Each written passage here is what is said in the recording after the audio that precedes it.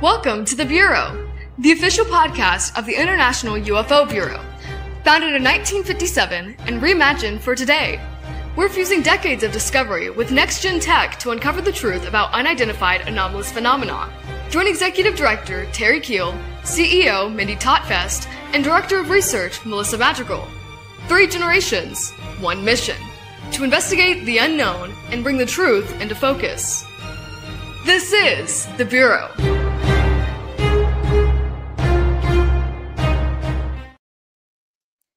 Hello, Hey. hello, and Hello. welcome to the Bureau, where 3 generations of women come together to investigate the truth behind unidentified anomalous phenomena. I'm Mindy Totfest, and I am joined by my co-hosts, Terry Lynn Keel and Melissa Madrigal. Welcome to the show today, guys. Thank you. Thank you. Good to be here. So much going on, especially because we've got that full blood moon tonight. So I don't Yes. know if we'll be able to see it here, but I know a lot of people around the world will be, and that's the last one of 2025. So very cool. We're having this tonight on this I know, special and evening. we have the perfect guest for it too, because Yes, he can we tell us do. all about the meanings behind it. And we'll discuss the 3-eye atlas some. And Yes. so there's a lot to jump into. Melissa, I know you were looking at some of the historical accounts from UFO history. What did you find for this week? Yeah, so the first one is Lovelock Lights. It happened in Texas in August, September of 1951. And although the sightings began in August, the Lovelock Lights continued, like I said, into early September. This was originating from Texas Tech University professors. Multiple glowing formations appeared over Lovelock, Texas, promoting... Wait, hold on. Melissa, I'm sorry. Yeah. I've got to jump in here because my cousins down south will absolutely get us for this. It's Lubbock. It's Lubbock. Lubbock. Oh my gosh, thank you. Lubbock. You're probably Lubbock. thinking of Lovelock Yep, I was. Cave. Yeah. Yeah. Lovelock. That was all. I'm sorry for interrupting. but I appreciate the correction. I could hear the cries from across the Red River. Oh my gosh. So they were So- prompting Oh my an Air goodness. Force investigation at the point. The objects described as disc-shaped lights were cataloged as unknown. So Mhm. on this one, what makes this case so significant is the caliber of the witnesses. Scientists, professors, people trained to observe. And despite that, the lights defied explanation. So the case remains one of the earliest mass sightings to trigger national attention in the post-Roswell era. Wow. The second one is an incident in New Hampshire. This was September 3rd in 1965. So this, just before this week begins, this event remains pivotal into September. In New Hampshire, a local teen and 2 police officers witnessed this unusual object, and the sighting sparked a wave of community reports and remains one of the most well-documented UFO cases in history. What makes this one so remarkable is that there's cooperation between civilian and law enforcement testimony. There were Excellent. isolated experiences. So this was a coordinated, visible event that left a deep imprint on the region's history. Our Very third cool. one is U.S. UAP oversight development. So last year in September, fast forward to modern times. So September 2024, the FOIA releases and congressional actions brought renewed attention to UAPs. The House Oversight Committee prepared it for its second hearing, September 10th through the 11th, and Real Admiral Tim, I think it's Gallaudet, if I'm pronouncing that right. Tell you that. Yeah. Oh, you did. Yeah. Announces invitation to testify in the upcoming season. Now, this moment marked a turning point in government transparency. For the first time, scientists and whistleblowers and military officials were being publicly acknowledged and invited to speak on public about the phenomenon.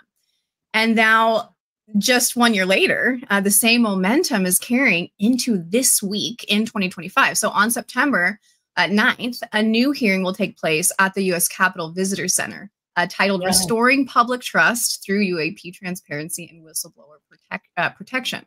So we'll have some witnesses that will include Air Force veteran Jeffrey, I think his last name is, it's a foreign name, Nisitali, New Shettley.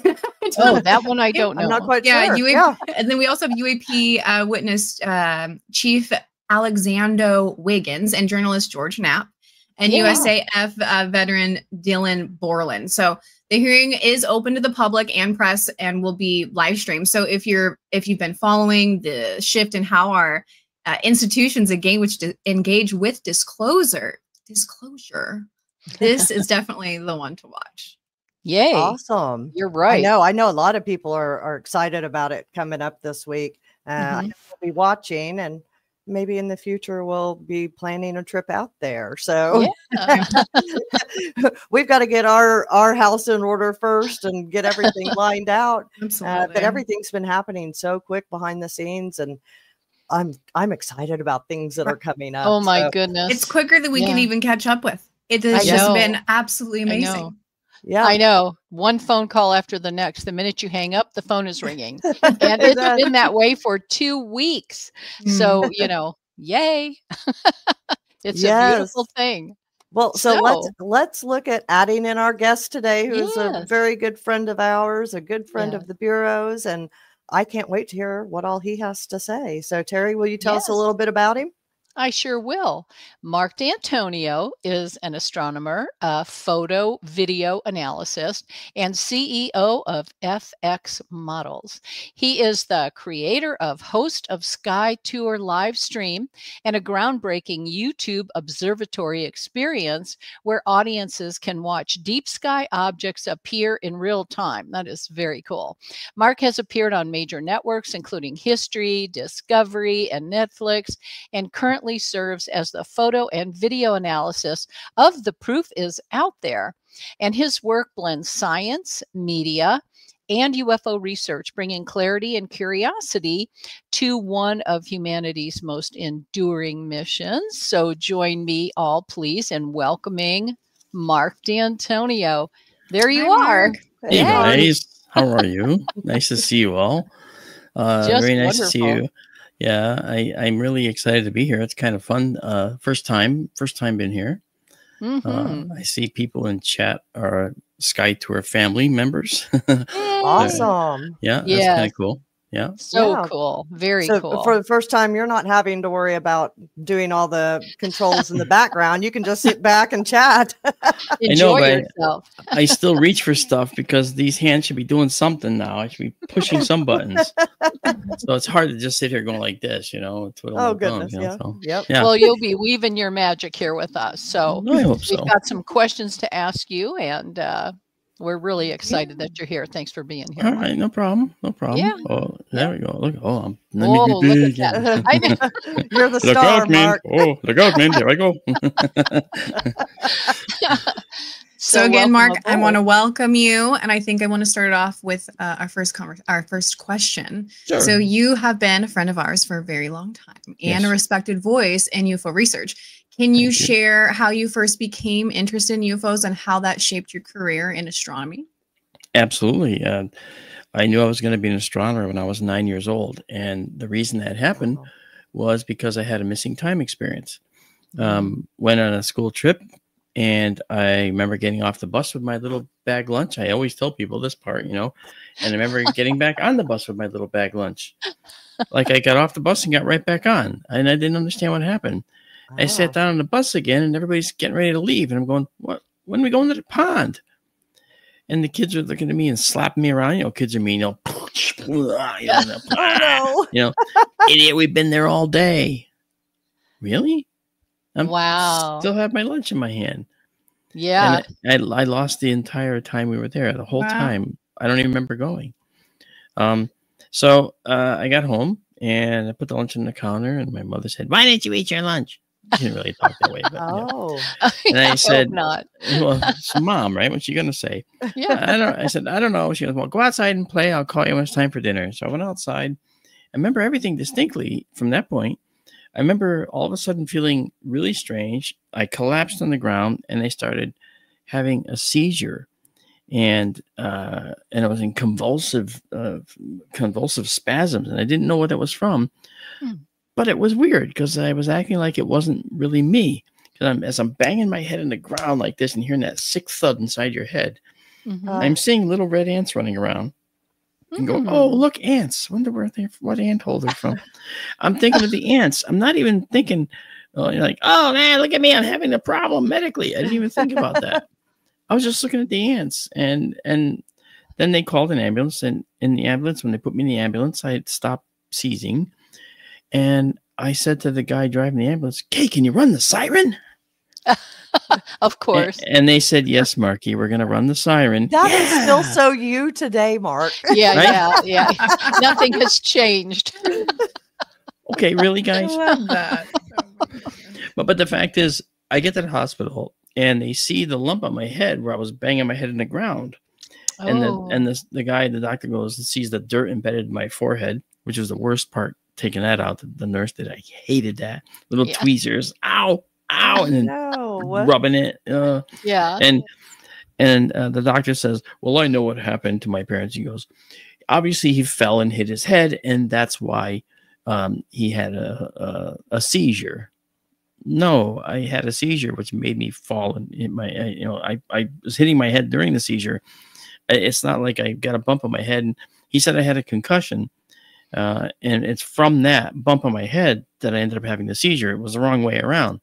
I had the seizure first, and then the incident, right? Yeah, exactly. The incident. Yeah, I hit my head on the ground because of the seizure. I didn't have the seizure because of the bump, and that's the thing that they had to get straight. But I didn't bother correcting them because I wanted to get out of there. I wanted to come home and I wanted to play. So they finished digging the stuff out of my forehead, and it really hurt. I had a big square patch on my forehead. It was hilarious. Okay, because it was red and bruised and little blood from the picking with the tweezers to get every single last. Yeah, and don't forget the alcohol wipes. Oh dear. Oh yeah. Yeah, that feels real good. That will wake you up. Oh, you wake me up? Yeah, no, it was painful. So anyway, I'm glad you survived it. My goodness. Yeah. But I'm wondering, and I know you need to finish your story, but a quick thought that's popping up. Wherever you went in that time, that missing time, it sounds like your nervous system was severely under stress. Yeah, it probably was, and I can't say what happened because I've never revisited that time. I don't remember anything of it. And by the way, I've never had another seizure ever. Yeah, isn't that weird? That was the one and only time. Now, the thing was, when after that, I got home, and the next couple of nights, I'd go outside, like my mother would say, take the garbage out. Okay, Mom, I take the garbage out. She didn't talk like that. At times she did. Okay. And so as I walked the garbage to the garbage, I would throw it in the barrel, and I'd look up and I'd be like, I'm really afraid of the sky. And I never knew why. I was never afraid of the sky at night. In fact, I liked going out at night. I'd ride my bike through the town at night, and stuff. Back then you could do that when you're 9 and nobody cared. Yeah. And but this time I wanted to get in the house again as quick as possible. So after that event, I was afraid of the night sky. And every time I saw the stars, I was afraid that somebody might be looking at me. It was a weird thing. I mean, I just made no sense. So then I figured out that in order to get over my fear, which I never talked about to anybody, I figured I should learn about the sky. And so I asked my parents for a telescope, and they got me one. And I looked at the sky, I looked at the moon, and I was always fearful looking out there because I was afraid something was going to suddenly be like, aha, I'm looking right at you. Somebody looking back at me from the sky. And that's not, of course, what happened. But sorry, but that's what I felt. I felt the big eye was going to show up in my telescope, and Here we are. Yeah, I know. Wouldn't that be nice? Oh my gosh. Well, yeah, I wouldn't mind your eyes, but I mean, a big bloodshot eye. Kids. Here monsters. we go. I think monsters. Right. Very descriptive. Yeah. Wait. Yeah. You're Gen X though, aren't you? So you were the Goonies generation. Yeah, he is Gen X. Yeah, but I was an explorer too, like the Goonies. Yeah. I mean, I did all kinds of stuff like that. I found caves. I found, I dig amethyst out of cliff walls, hanging from the Ooh, walls. yeah, Oh yeah. nice. Don't tell they're gone now, but they probably know now. My parents, they're probably yelling at me from the beyond. But the point is that I knew from that point forward that I had to learn about the sky, and I had to learn about the possibility of extraterrestrial life, because I really strongly felt that there was something out there looking at me. Right. And by the time I got my degree in astronomy, I had an argument with my observatory director. And I was working on projects. I was actually working on a program called the Parallax program, the study of distances to nearby stars. Yeah. Okay, and gauging distances to nearby stars by looking at them on either side of the Earth's orbit. And so at this side of the orbit, the nearby star would be shifted against the further background stars. It's this thing with your eye. When you close your eye and blink it, Right. the background, it moves against the background. Well, your finger's the nearby star and the background of the farther stars. So you can guess that figuring out how much it moves can give you a distance to your finger or to that nearby star. And that's exactly what we did, in reality. So I was talking to my director, and I told him one day, I walked in, and his name was Art. I said, Art, I think it's a populated universe. And he had glasses, and he looked over his glasses, kind of rotund suspenders. What do you mean, Mr. D'Antonio? Well, you see, we're carbon-based. We're bilaterally symmetric. Every life form on the planet has a form of symmetry of some kind, and they all have DNA, every single one of them. Even a virus has DNA. I said, so you've got to, it's like that's a template that the universe provides, I said to him. And I believe that. And I go, now the life may not look like us, and intelligence isn't guaranteed, but certainly there's intelligence out there, because I'm sure there's many, many planets out there. Now, keep in mind, at that point, not a single planet around another star was found yet. Right. Wow. Okay. Yeah. Yeah, I got my degree in 1983, and the first one was actually confirmed in 1988. So yeah. So he looked at me and he goes, are you quite through, Mr. D'Antonio? I said, yes, I am. He said, get back in the observatory, leave Captain Kirk to us. Oh, Lord. Of course. And then I said, I will, Mr. Ruffman. I will go in the observatory right now and beam myself up. And so aren't we glad that it's changed so much now? Yes, we are. Really, over the last 40 years, you're not going to be laughed out now. That's right. I wanted to back up real quick, though, Mark, because you were talking about not eating your lunch. And of course, as a mom, I'm zoning in on this. So, the important I'll eat my lunch, Minnie. I promise I'll eat my lunch. I know you said that you didn't really talk about it, but did you ask any of the kids or the teachers, like, did you see me yesterday or during that missing time? Like, did you ask any of your friends? Like, I didn't have to. What were we doing? I didn't have to, because they were saying to me, where were you all day? You know? And I was like, I thought I was going to the pond. We were there all day, you jerk. So that was a quintessential event. Now, after that little discussion I had with my director, I graduated in 1983, and in 1988, the first planet was confirmed. I went back to the observatory. I hadn't talked to Art since 1983, 5 years earlier. Wow. And I walk into the observatory, you can smell the old library books, the things that I literally had absorbed, through osmosis, practically lived in that observatory. Hear the creaking on the old wood floor in the building. The telescope in the big building was 100 years old, an Alvin Clark refractor, famous worldwide. And that was the telescope I used all the time. And I walked in, I heard him bellowing on the phone. He was talking to somebody. And I walk into the exterior office, and I peek around the corner in his office. I hadn't talked to him since 1983. He looks over at me, covers the mouthpiece of the phone, because back then we had those lovely U-shaped scoops we talked to ourselves. Remember? Yeah, I do. He covers the mouthpiece. He looks at me. He goes, "It was only one planet." After 5 years, I was living rent free in his head for 5 years. That's right. I thought it was great. Making headway, no less. Yeah. I waited. I said, it's only the beginning, Art. And he goes like this. Okay. And that's the Thank last God time I for ever people saw it. like you who did that, because Well, of you and many like you, we're yeah. where we are today with understanding of so many different, Mhm. so much out there. There's You got to it's be open. vast. It's amazing. You You got to do be have open. to If be you're open. not open, it doesn't work for me, you Open know. and available, right? Yeah. Well, you're doing SkyTour LiveStream now, and Yes. that's a very unique project.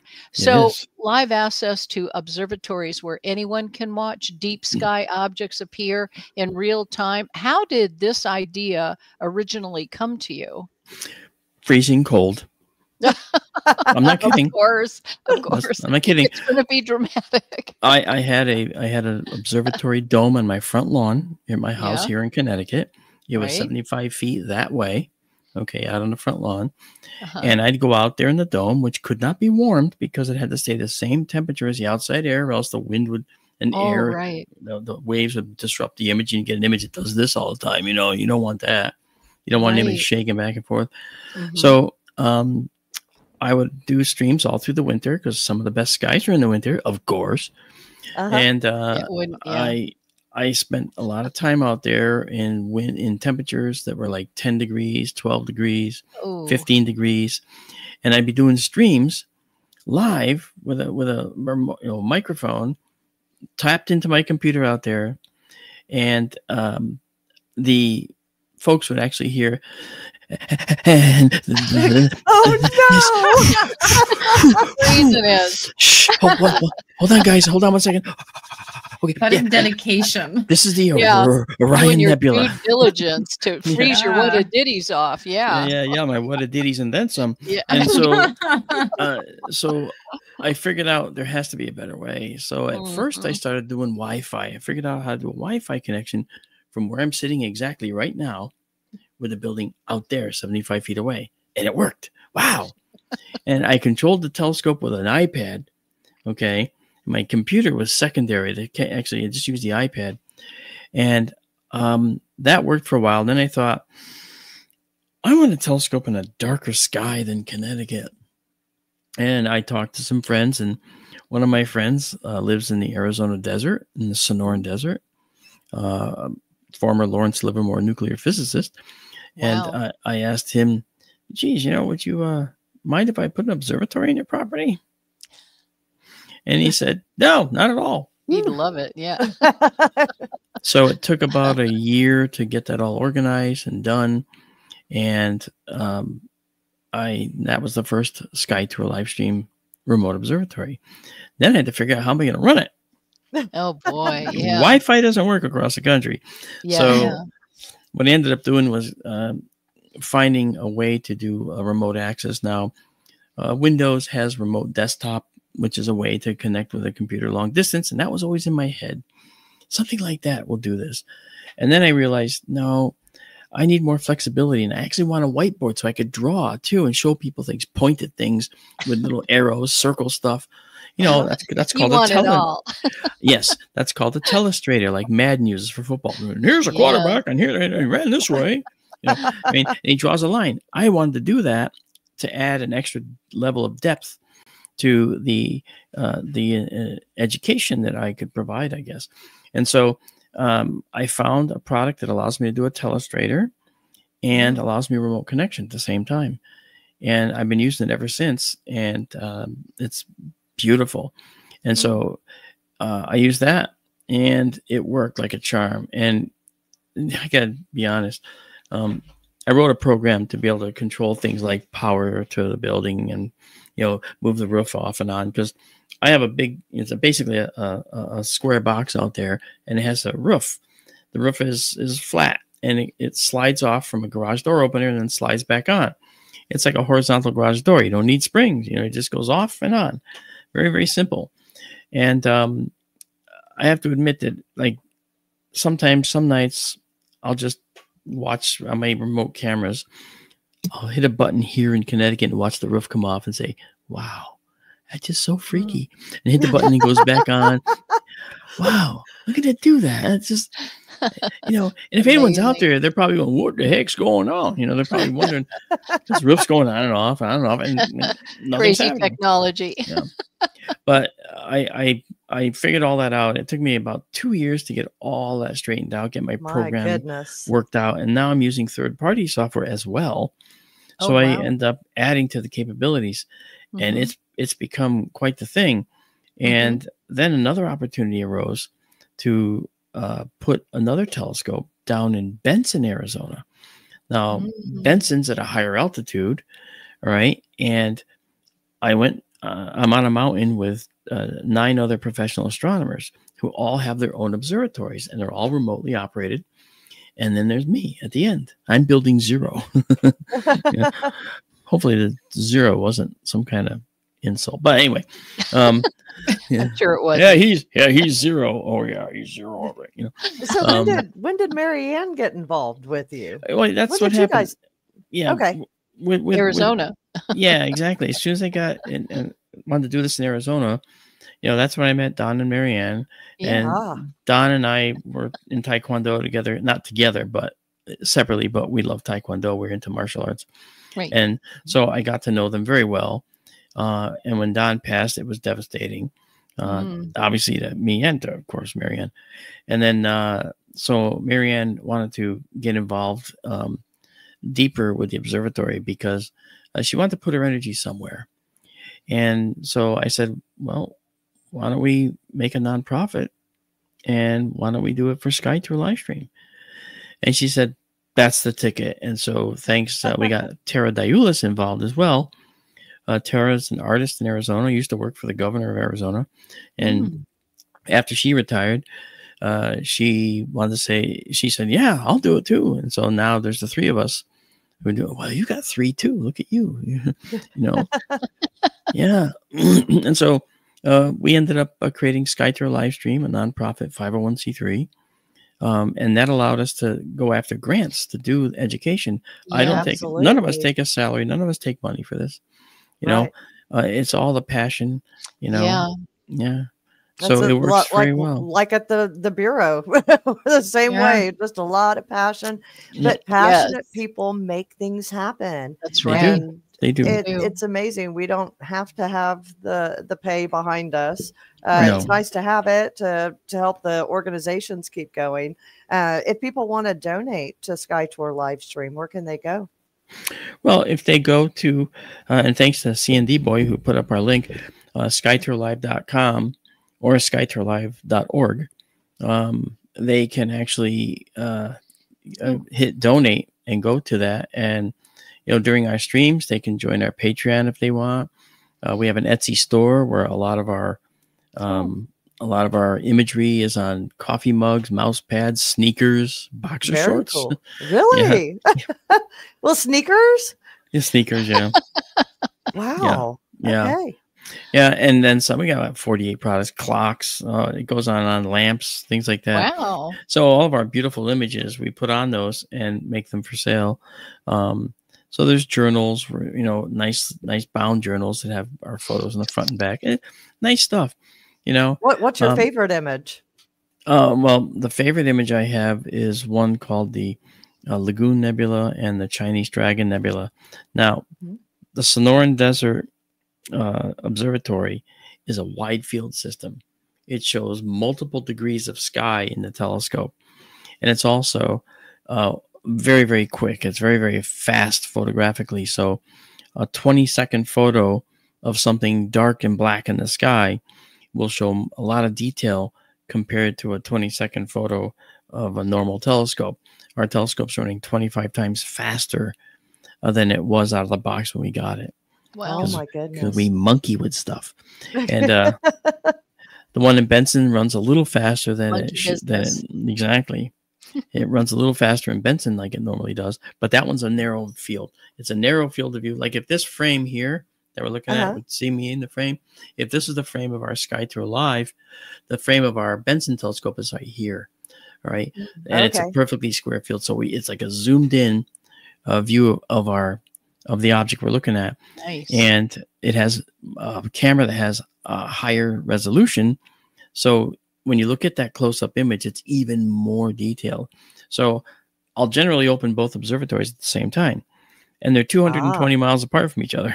Sheesh, that's amazing. The roof rolls off in Benson, the roof rolls off in the Sonoran, and both telescopes I bring up, and I have them pointing at the same object in the sky, and we do the wide field on one and the narrow field on the other, and then we take photographs.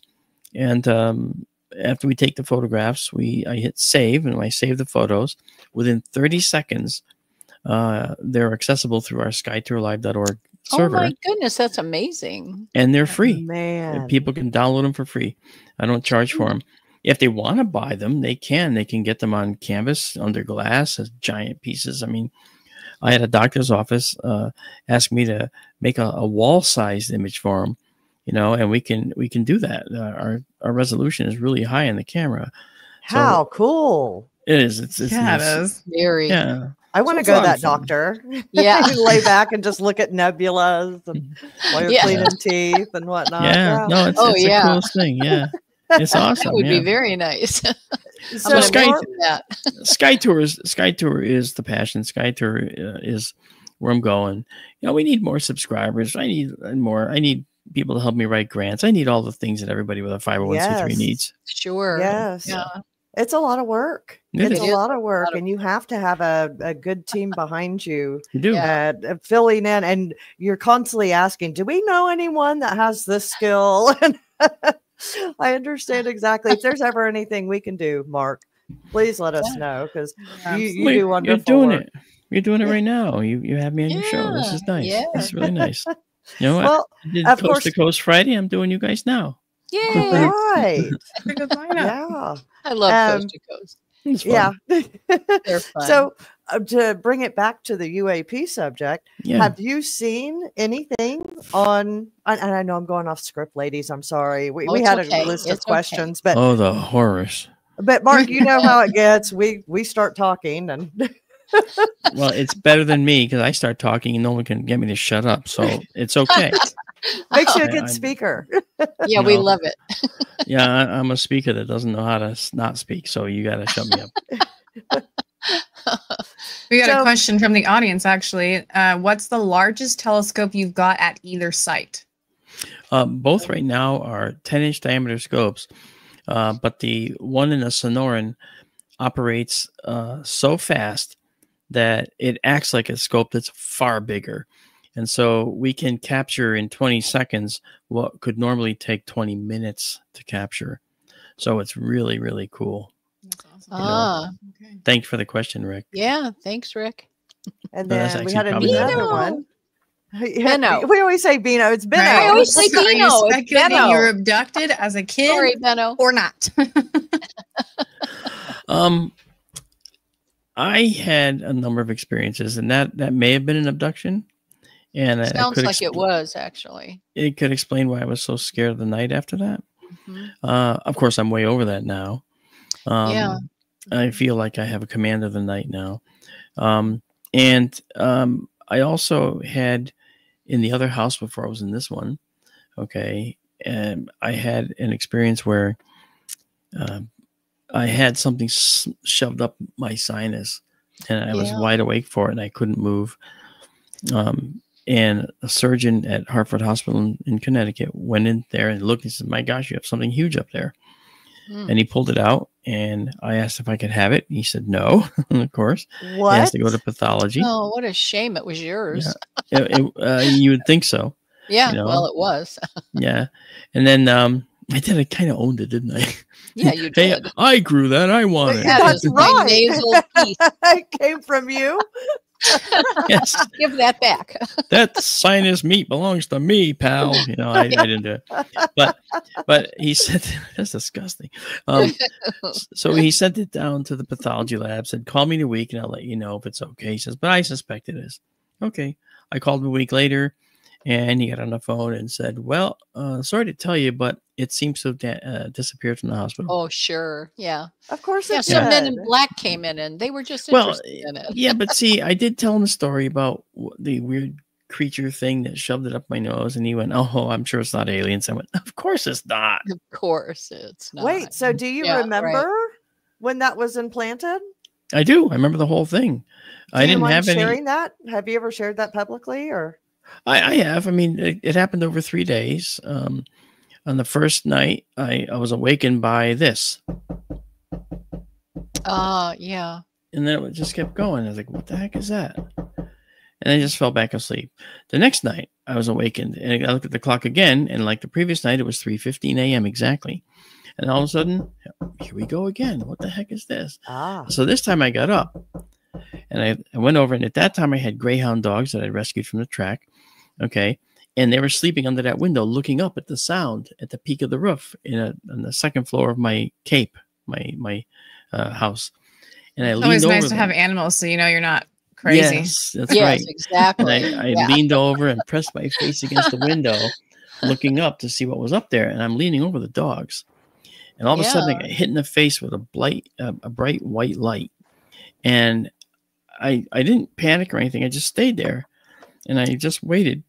And I looked at the one street light I could see in the distance, and it started to come. You could see the area around it starting to come back in. And I realized I was just flash blinded. Who was up on my roof with a flash? You know, that didn't make any sense. Mindy's story reminds me of that. Oh. That's what I was thinking too, over at Terry's house. Yeah. Oh. Lots of strange things happen here. But he is so into dogs. Animals love this man.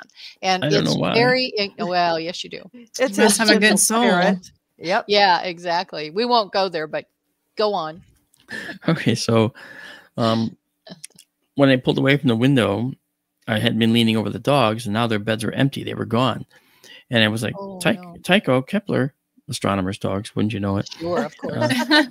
Tycho was hiding in the closet in the laundry pile, and he was literally shaking. And then the female was outside the bedroom, down on her haunches, sitting like a sphinx, but had her ears tucked back. She was as low as she could go. She was sort of panicked as well. And they never slept under that window for the rest of their lives. So I don't know what happened. Anyway, that is very interesting. It is. And then the third night, I woke up, and this time, I wake up, and here I am again, and I go to look at the clock, and I couldn't move. And then I went to turn my eyes, just move my eyes, and my eyes couldn't move. They were frozen, fixed. I couldn't do this, couldn't look left or right. They were fixed, and my gaze was now forward. But in my peripheral vision, I saw something cross in front of the window, and the shape of it occluded the faint square of the window you could see that was illuminated by the street light way in the distance. And then it started coming toward me, and it came closer and closer and closer until finally it was like right here. And it came from the right side, and it brought this thing in. It looked like a glowing, soft white glowing wand, like a magic wand. And then it went like this. White.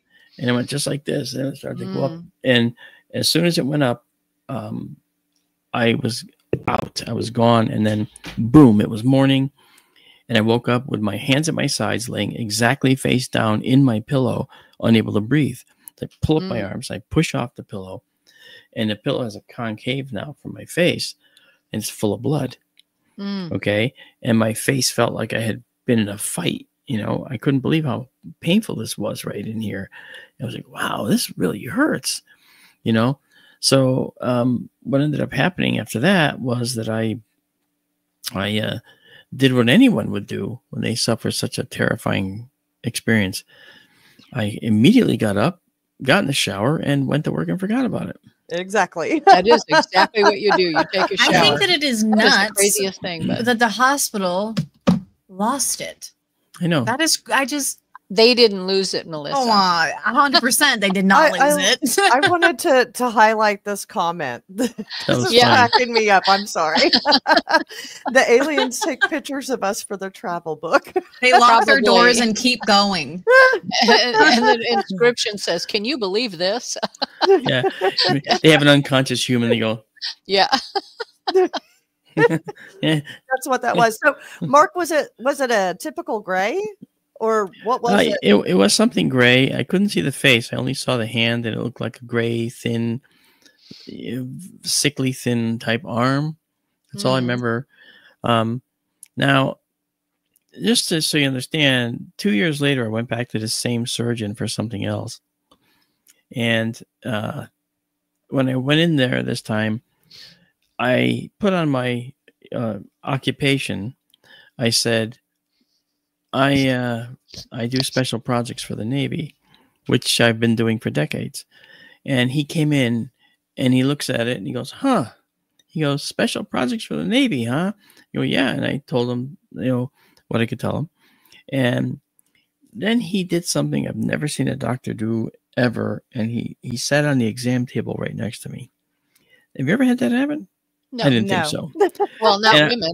Yeah, and I was yeah, and then I just sat there going, awkward. Okay, Yeah. moving away from Yeah. awkward. Yeah. And he said, he goes, I just gave up my top secret clearance this year, he said. Oh. And I said, wait, were you like operating on top secret nasal polyps and some people? Yeah. He goes, oh, no. He goes, no. Then he gets really serious. He goes, I wasn't always a surgeon. And he proceeded to tell me about a project he worked on in the Pacific. He didn't name the project, but I knew exactly what it was. Yeah. They were going to launch a nuclear weapon into space, and the project stated that they wanted to test the effects of nuclear weapons on the upper ionosphere. Well, that's not what happened. What they were actually doing was trying to use the EMP pulse from a nuclear explosion to destroy an enemy satellite. And it was a blazing success. And he told me that. And I said, doesn't that violate every treaty that we've ever made? Hello. And he proudly said, well, that's why we cleared the Pacific for 1,600 miles in every direction. Wow. So we could launch from that atoll. I was like, wow. Okay. Yeah. I think. So anyway. And his reason for telling you that? Because I do special projects for the Navy. And he wanted, okay. He recognized that I did stuff like he did. And he kind of just opened up a little bit and said he just gave up his clearance. And I was like, wow, that's pretty amazing. So when he saw that come out of your nose, he might have recognized what it was. No, I don't think so. But what he did was he heard my story, Melissa. And so and this is why that was important.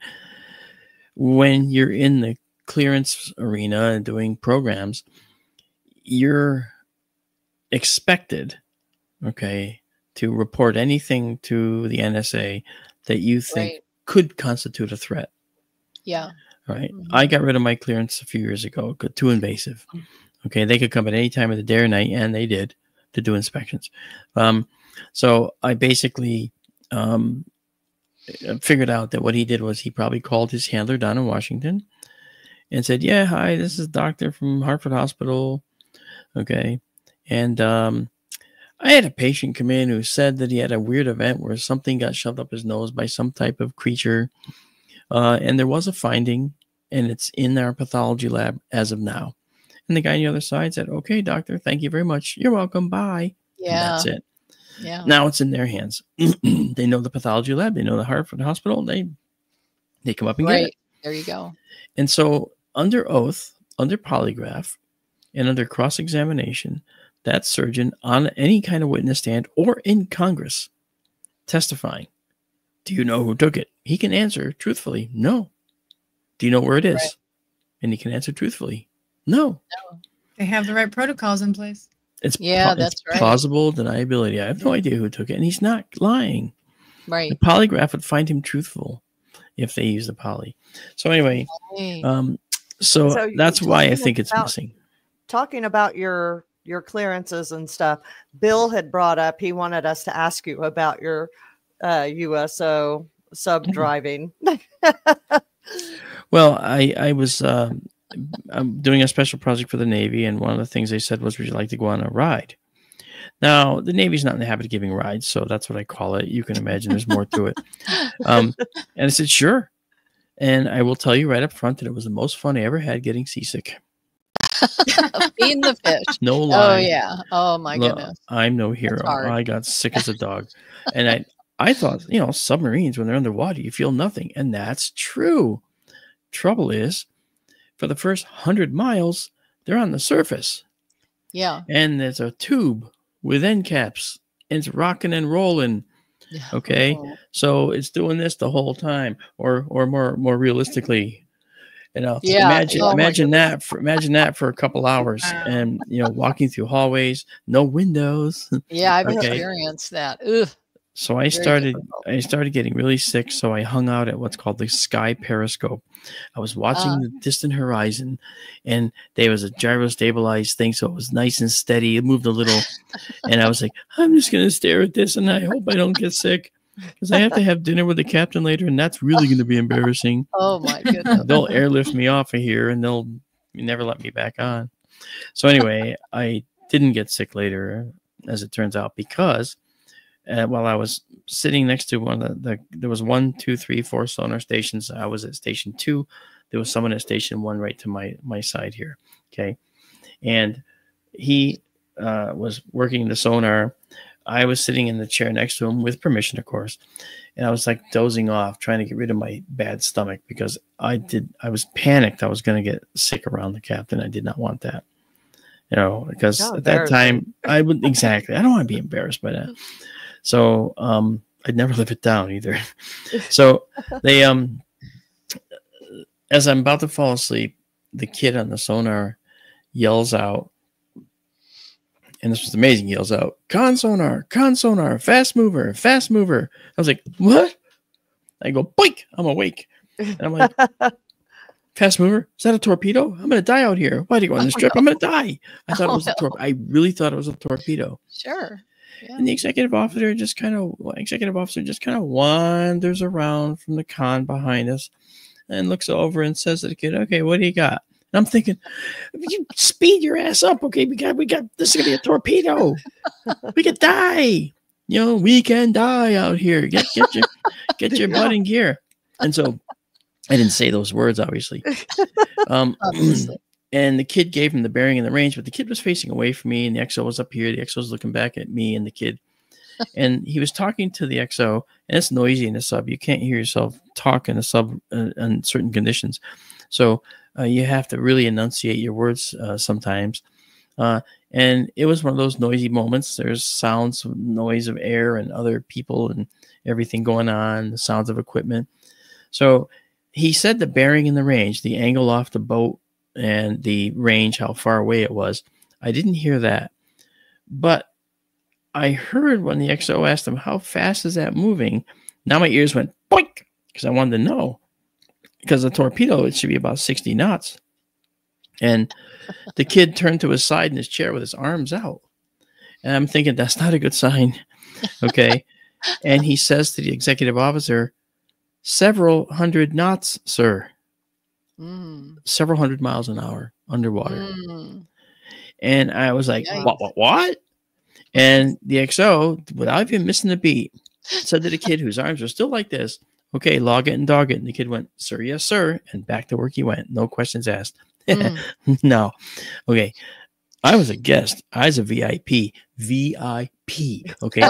I had a right to know. Mr. Big Shot. Note. I was a big shot. I got up, fixed my outfit, walked over to the XO. Yeah, you already know where this is going. And I said, XO, I'm familiar with these fast movers. Is there something I can help you with? He looks at me and he goes, D'Antonio? Sir, yes, sir. You having a good trip so far, sir? Sir, yes, sir. Let's keep it that way. Oh, Lord. Of course. So I went back and sat down, and I was absolutely now I couldn't wait to get off the boat to do research on these things. Yeah. Fast moving underwater objects. This is amazing. A whole new world. I knew about UFOs, but I hadn't really, at that time, I hadn't been investigating them. This was decades ago now. This wasn't like 2 or 3 years ago. Okay. This was, decades before the Nimitz incident. So we're talking about something a long time ago. So I have a photograph of the submarine over on my wall that I was on. As again, I was on it for just a short time. But boy, oh boy, that led me down the path of trying to figure out what these USOs are. And then I couldn't figure out how they could stay in the deep so long without getting crushed by the pressure, and that's when I hit upon the concept, excuse me, of interdimensional travel and the whole interdimensional. And my friend Bob Schroeder, another guy you should have on your show, Bob Schroeder in Massachusetts, good friend. and he went through the physics of how he thinks UFOs actually travel. And I read his book, which is written not for lay people as much as he would like it to be. It's far above their heads. So I'm kind of a mouthpiece on it. And so I talk about this, and I talk about this whole process. And it's using this process, every single observed feature of a UFO, from its shape to its behavior in the sky, to the way it disappears and reappears, and to the fact that they can travel underwater, every single one of those characteristics is fully explainable with the interdimensional travel methodology. So Right. that's kind of cool. Now, I think it's So, interesting that Mark, Avi Loeb, go ahead. I wanted to ask you, because if you've seen those signatures underwater, have you captured anything through your observatories with them flying through the air? Absolutely. In fact, I have Amazing. two all sky images. Not the telescopes are more narrow field really compared to the whole sky. So it's very rare that we see something other than satellites like Starlink go through. Always Starlink. Right. But Yeah. but there's something better. I have an all sky camera I built for the Sonoran Desert one, and it looks at the sky all night long. And at the end of the night, it produces a time lapse of every single second. Right. No time Very is missed. cool. Very And cool. on one of those, I have a satellite going through. It's a long, thin line like this. And all of a sudden it goes like this. And Yeah. it makes a 40-degree angle. The stars don't change. Only it changes. Yes. Yeah, that's Like, not natural. whoa. Not natural. It's not a plane. It's a single dot of light. Yes. Trust me. I'm a photo analysis guy. I think I might know. Yes. And it was literally a single pixel. And it goes bink, bink. And it was an actual light in the sky. Mhm. And then the second one I discovered was one that was over the observatory, very high, and it made a circular, perfect circle in the sky. Very, very tiny circle, way up high in the sky. Yeah, exactly. And I figured, okay, if that's a jet, then, you know, as it's going away from us, we might see the exhaust nozzle, and that might be the light. But then if it's coming forward toward us, we wouldn't see the light. Right. Yeah, we saw a complete circle. Mhm. All right. And I have those Very frames. It's like, cool. what's going on there? So there's a lot we don't understand. And so, you know, now both observatories see anomalies in the sky. Okay, like that. The Benson Observatory, I'm still building the all sky camera. I'll have it ready for them. But we now have a third opportunity presenting itself. I did a talk out in Colorado 2 weekends ago, and it was for a conference called Snippy the Horse. Yes, with Katie Page. Yep. Mhm. And the owners of Snippy and the ranch land very excited about what I do with SkyTour LiveStream, and they offered me a corner of their land to put a third observatory on. Oh, Mark. nice. Wow. That's So- great. Well, the nice thing is Great. they'll help me with that, and hopefully it'll happen sooner than later. And the owner said, well, we'll think about, maybe we'll talk about doing it in 2028. And then the guy called me. He called me the next day, and he says, actually, my dad's been geeking out about an observatory in the land, so maybe we can talk about it for 2026. Ah, And I very said- good. And Yeah. I said, twist my arm. Well, So we've Mark- only got a few minutes Yes, left. I we've know, got to I go. Yeah. know. Okay, Mark, Yes, can I you know. give us a 60-second rundown, your thoughts on 3i Atlas? Yes.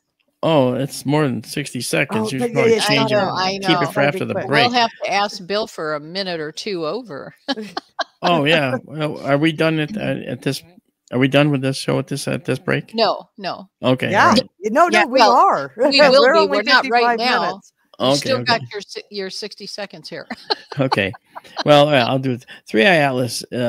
So far, it looks like a strange comet, but it's acting very interesting. You know, you guys probably know I know Avi Loeb. I've worked with him on a few things, but Right. Avi has said that he didn't say it was alien. The newspapers No, and the media 50-50. love to make him say that. Yeah, I know. Yep. He's never said that, and it's like, come on, you know, we'll just put truth to this, okay? He said it could be based on a trajectory that's a very unexpected trajectory, taken by Jupiter, Mars, and Venus. Right. I mean, we would program space probes to do that. We have programmed space probes to do that. So it seems odd that this supposedly artificial object is coming through doing that. But I think it may actually be a real comet, you know, and not an artificial object at this point. Reason? It's giving off gases that we would see outgassing from a comet. There's cyanogen, which is a carbon and a nitrogen atom. Okay, there's carbon monoxide, there's carbon and oxygen, and there's CO2, carbon dioxide. But there's a lot of carbon dioxide, and more than normal. Normally, you'd see 3 to 4%, and in Atlas, 3i Atlas has a majority of its emissions are carbon dioxide. That makes no sense. On top of that, we're seeing nickel atoms, you know, like iron and nickel. They usually kind of go hand in hand, but we're only seeing iron. I'm sorry, we're only seeing nickel, right? And then there's this carbonyl sulfide, which is like carbon dioxide, but instead of 2 oxygens, you replace one of them with a sulfur, so it's COS, not CO2. Okay, and you know, so and those are all cometary components that we expect, but it's different. It's doing something different. The trajectory is weird. It's like a 0.05% chance that it would ever come in a trajectory like that. Makes no sense. So, well, didn't he mention that it won't? Oh, go ahead. Yeah, when is it supposed to be passing closest to Earth? It's going to make its December, closest, right? Yes, it's going to make its closest pass, but it's still going to be well over 100+ million miles from the Earth. Right. You know, are you going to be streaming it on SkyTour? Well, actually, I've already taken pictures of it with our telescope. Oh, very cool. I did. And you see a picture of the Sagittarius Milky Way, and there's a little red square that I put in there with my telestrator. Okay, the tool to draw on them. And you see a dash, and that little dash is the time-lapse movement of it over a few minutes in space. Well, doesn't it by October, I think they said we should really know what it is. I mean, very clearly by October. And then it's supposed to be here December 17th. We're closer to us anyway. Didn't we have 2 other comets that came through in the past that had a similar composition? Well, actually, see, 3i is the third interstellar. That's what the I means. Object. The first one was Oumuamua. Okay. And the second one was a true comet called Borisov. And Borisov was an interstellar comet, 2i Borisov. And now we have 3i Atlas. Atlas stands for the instrument that found it. Okay. Yeah. And so it doesn't have a formal name other than 3i Atlas. There we go. Once we know what it is, they'll probably name it. You know, and they'll give it a cometary name most likely. Right. And you know, Avi says it's probably a comet. All the indications are that it is, and I agree with that, of course, based on the chemistry and everything we're seeing. But it is odd. Why do we have all of this carbon dioxide? That's rare for a comet like this. So it blows our mind. Very interesting. Yeah. Well, time Mark, will tell. whenever you're ready to have a viewing party, let us know. We'll jump on SkyTour with you. There. Yeah. Again, let's tell the audience SkyTourLiveStream.com. Is that correct? Yeah. SkyTourLive.org or SkyTourLive.com. .com or .org, but it's SkyTour Live all the way. Yeah. SkyTour Live. I think before we leave, I think we got to prompt the audience with a question. Yeah. Do you think science and public policy can finally work together to bring real answers about UFOs to light? Right. All right. And next week, we'll have Dr. Lynn Katai on to share about the Phoenix Lights. Mark, it went way too fast. It did go by really fast. I know. I love your stories, Mark, and I love you. You're one of our dearest friends. So look, you made me blush. See, I'm red now. Oh, you are? Oh wait, that's the light. I'm sorry. We suspected that all along. As always, thank you guys for joining us on the Bureau. Visit internationalUFObureau.com and follow us on social media to stay connected. Until next time, stay curious, stay courageous, and never stop demanding the truth. True. Thank you for joining us today on The Bureau.